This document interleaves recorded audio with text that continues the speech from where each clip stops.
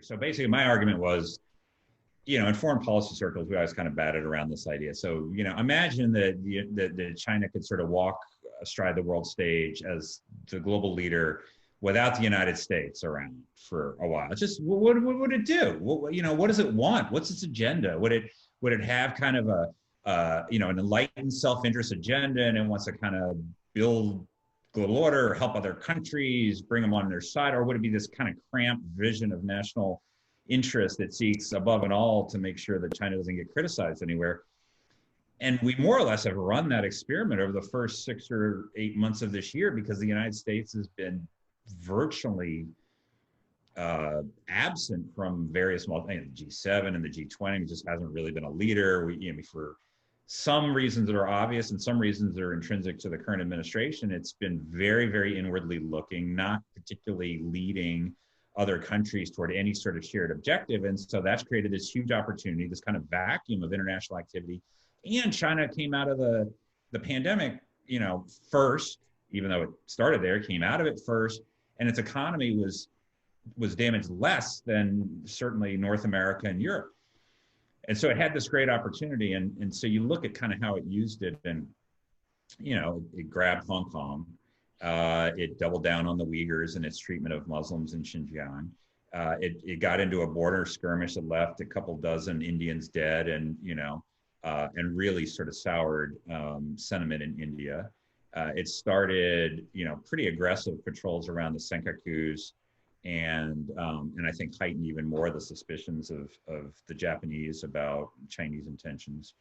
In Europe, the quintessential example, the Netherlands renamed its office in Taipei, and the Chinese threatened to not send them medical supplies in response. And this kind of bully diplomacy, I think, has done two things. One, it's actually changed policy in a number of areas. So, the UK went from saying 5G, Huawei can build out the periphery, to 5G, Huawei can't build out the periphery. Japan has established an investment fund for the reshoring of Japanese businesses from the mainland China to Japan. India banned Chinese apps where, they had a decent market share and things like that. And so in that sense, they've sort of, saved us from ourselves in a way, because I do think they squandered the opportunity. That said, that's pretty small solace for two reasons. One, what is happening now is not going to be what happens forever. And two, I think there are areas where there are different explanations for why China's taken the different steps it has over the last 6 or 8 months, and some of which I think were genuinely self-defeating. But if you look, for example, at Hong Kong, compare it to Russia and Crimea a few years ago. So Russia grabs Crimea. This is an international outrage. It galvanizes, rhetorical outrage, sanctions. The US and Europe are on the same page. We will not let this stand. We will not recognize this. You fast forward to now, the sanctions are still in place, and people aren't quite as outraged as they were before. The more pragmatic mind, they're saying, well, hey, look, we got to live in the world where it is, the world as it is. Are we gonna not deal with Russia forever because of this? We don't recognize Crimea, but Russia still got Crimea.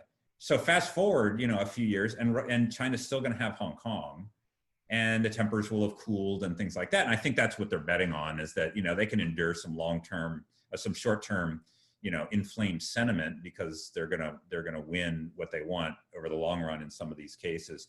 So I guess my point is, I think they've squandered their opportunity, but you can't rest on that laurel and think like, oh, okay, we don't have work to do here. Yeah.